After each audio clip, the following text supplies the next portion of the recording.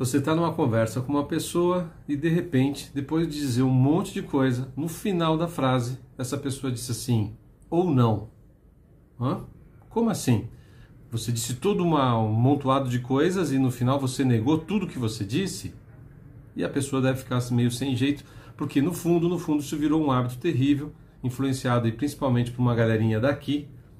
E você deve conhecer um cantor aí que tudo que ele fala no final, ou não. Nossa, que maravilha, como ele deve ser inteligente. Ele nega a si mesmo, nega as coisas que ele diz e ainda se passa por bonzão, tal.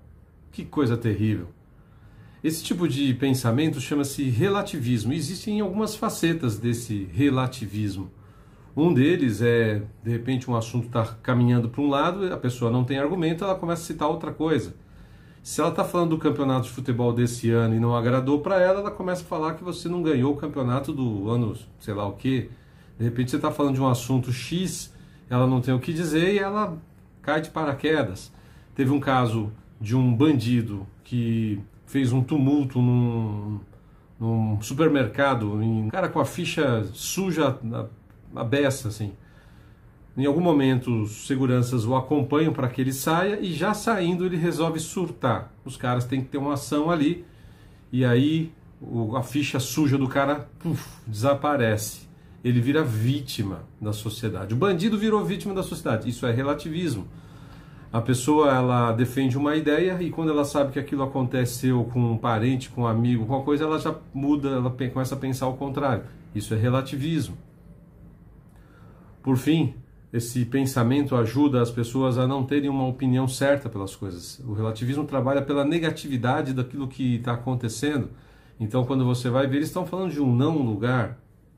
Eles defendem, por exemplo, que deva existir um vagão específico para as mulheres, mas, ao mesmo tempo, estão defendendo banheiro unissex. Então, se é para defender as mulheres ou não é para defender? Baboseira. Então, você tem que tomar muito cuidado. O oposto disso é ter uma opinião firme sobre as coisas, ter uma ideia absoluta, assertiva. Você não fica, zigue-zagueando de um lado para o outro. Você defende aquela ideia até a hora que você for convencido de que realmente aquela ideia ou não é tão boa quanto parecia, ou você aprende algo mais a respeito daquilo e você aprimora mais ainda. Mas você não fica sapateando ali, Você fica uma hora... O bandido é vítima da sociedade, outra hora um ato acontece em Brasília há 3, 5 anos atrás, ninguém diz nada, de repente o mesmo ato acontece depois de alguns anos, aí vira todo mundo bandido, terrorista, É relativismo o tempo inteiro. Tudo é para somar dentro daquilo que interessa para eles. Eles trabalham com o lado negativo da coisa para te dar um nó mental, mas é sempre por interesse, por um certo compadrio ali com as ideias e com as pessoas que estão envolvidas. Quem acredita em vida, liberdade, família, tradição, não deixa isso acontecer. Os usos consagrados, aquilo que vem dando certo, é que vai ser a base das nossas vidas. Para renovar principalmente, você vai pegar o que já existe e você vai comparar para ver se aquilo pode ser uma inovação boa ou não. Você não está abraçando de qualquer jeito.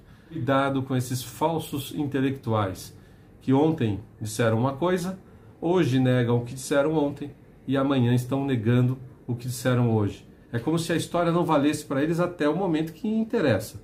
Quando interessa, aí eles citam a história. Quando não interessa, o dia é contado a partir de hoje. O ontem não existiu, você nasceu de chocadeira. É assim, é como se você não tivesse história, só quando interessa. E aí, para concluir, é sempre mentira, hipocrisia, distorção e outras coisas mais que fazem com que você fique com a mente totalmente perdida, sem saber mais o que é certo ou errado. E essa é a intenção dos caras.